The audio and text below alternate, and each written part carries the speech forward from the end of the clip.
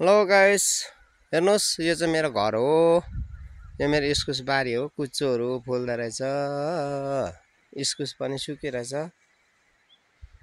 हो। हेर्नुहोस्, नानीहरू म चाहिँ दार्जिलिङबाट आएको। हाम्रो नानी चाहिँ यहाँ छ हो, घर यहाँ छ। अन्त टक्कै यो एउटा घर हो मेरो। अन्त हेर्नुहोस् है गाइस, यो चाहिँ मेरो घर हो। यो चाहिँ ठुलो घर हो। यो चियापत्तीहरू छ मेरोमा। यहाँ चाहिँ कमानकै जस्तै चियापत्तीहरू छ। हेर्नुहोस् हो, चट्टै चियापत्तीहरू हो।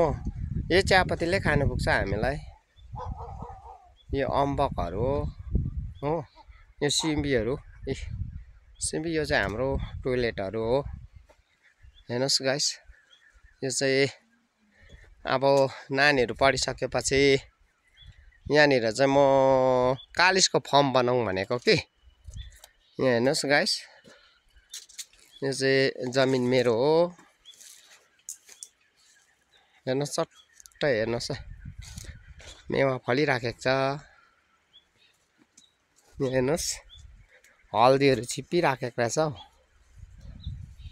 हौ है नानी। हल्दीहरू कति भएको रहेछ नि, हल्दीहरू भइराखेको छ। यो चाहिँ मेवा हो। हेर्नुहोस् है, मेवा हेर्नुहोस् तपाईँहरूलाई, त्यही लामो जोडले फलेको छ। हाम्रो चाहिँ औल पर्छ। यो चाहिँ इस्कुस चाहिँ सक्दै रहेछ टिपेर है। यहाँतिर चाहिँ खनेको छैन रहेछ इस्कुसको जराहरू चाहिँ। इस्कुसको जराहरू खन्ने टाइम भएको छैन रहेछ हाम्रोतिर।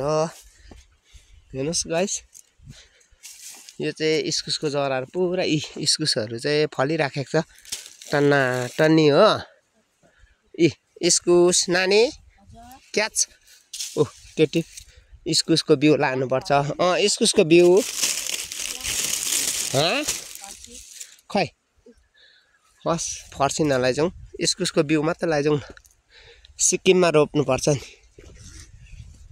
अन्त तपाईँहरूले हेर्नुहोस् गाइस, यहाँ इस्कुस चाहिँ नि त्यही डरलाग्दो फलेको छ, टिपिसकेको रहेछ हो। अन्त यो चाहिँ बिउको लागि बिउ छान्दैछु। सिक्किममा लगेर सिक्किममा पनि राम्रो खालको इस्कुसको बिउ रोपौँ भनेको। इस्कुसको बिउ लाउनु नानी। हल्दी हेर्नुहोस् न कति चाहिँ छ हाम्रोमा, बेसार भगवान हो। अब यहाँ चाहिँ म चाहिँ टक्कै अब उयसको फर्म खोल्ने हो। कालिजको फर्म खोल्ने हो गाइस। हेर्नुहोस्, यहाँ चाहिँ कालिजको फर्म खोल्ने हो हामी हो। यो चाहिँ मेरो बारी। हेर्नुहोस् है, कुचोहरू कस्तो फुलेको रहेछ हेर्नुहोस् न। पहिला म त 2-3टा गाई म पाल्थेँ, धुना हो, धुना गाई। हेर्नुहोस् त फर्सीहरू फलेर भुइँभरि लडिराखेको छ। यो चाहिँ मेरो जमिन हो। बाँसहरू हेर्नुहोस् न कति छ। हेर्नुहोस् गाइस,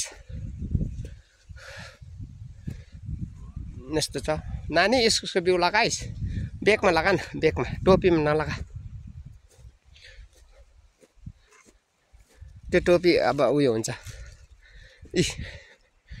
हेर्नुहोस्, यो अझै छ बनाउनु पर्ने, गर्नुपर्ने हो।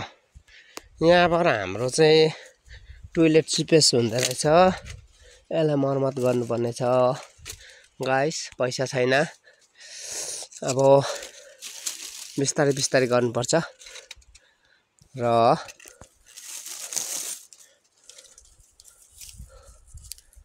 हेर्नुहोस् है, मेरो चाहिँ यस्तो छ। चियापत्तीहरू यत्तिको जोडले फलेको छ। अम्बकहरू भयो, भकटेहरू भयो।